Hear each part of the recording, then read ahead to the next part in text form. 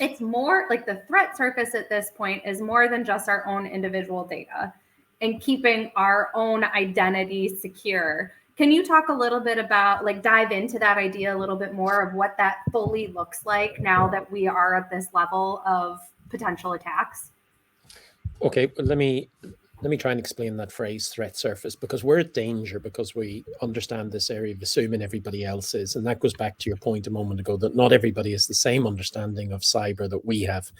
So folks are walking around with their phones every day that are possibly and probably hacked without actually realizing it. And that leads to a question of how much do we need people actually involved? It's not their day job, but they need a level of awareness, just like you need a level of awareness to protect your car and your vehicle and your home.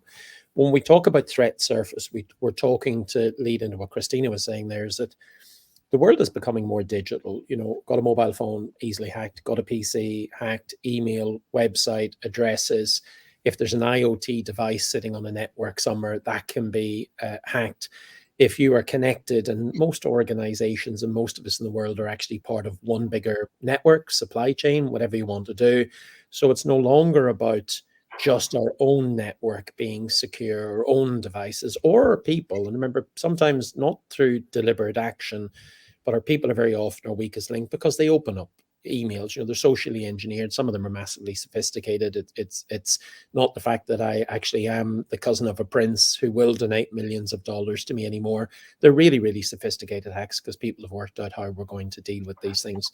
So all of a sudden, the world has become really complicated, and that I have a lot of empathy with people. How do I protect myself if, for an example, I'm a charity and someone is hacking me because a large business that I deal with actually funds me? And that's a bit, we sometimes assume that it's script kiddies sitting in their bedroom somewhere, you know, downloading tools that are readily accessible, as Ralph mentioned earlier on, to perform hacks. You know, they'll mess around, they'll do stuff, and there's some significant instances of where folks have hacked NASA, big banks, or whatever else. And those are the ones you find out about. Because remember, a lot of organizations don't actually say a thing because they don't want people to be aware. And that brings back what you were saying earlier on, that they can be hacked, because that encourages more people to hack them or find out more about them. Or also, you know, for insurance purposes, a whole host of reasons they don't really want to say it, can't say it. I thought I seen something about the US now starting to mandate organizations that they had to admit to that, which for me, the more you talk about it, the more you admit it, the more you're actually willing to protect yourself. But it's not just script kiddies doing this. There are governments who act nefariously, who are attempting to get intellectual property and gain commercial military advantage. And there's large amounts of dollars being put in by national governments. You'll have read the press to see who they are. You will have also seen that this is, you know, organized crime gangs who are attempting to attack all those devices that I mentioned earlier on.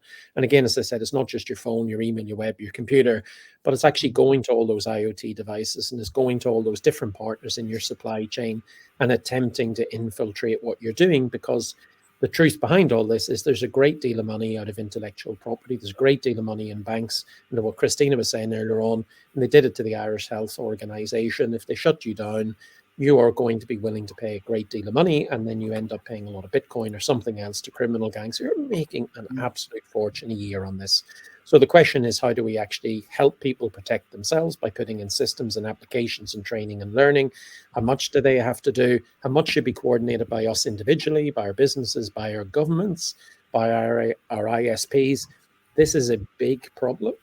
And it's going to require big solutions. And I don't know if we as a society have all those answers yet, because we're not as coordinated as we need to be.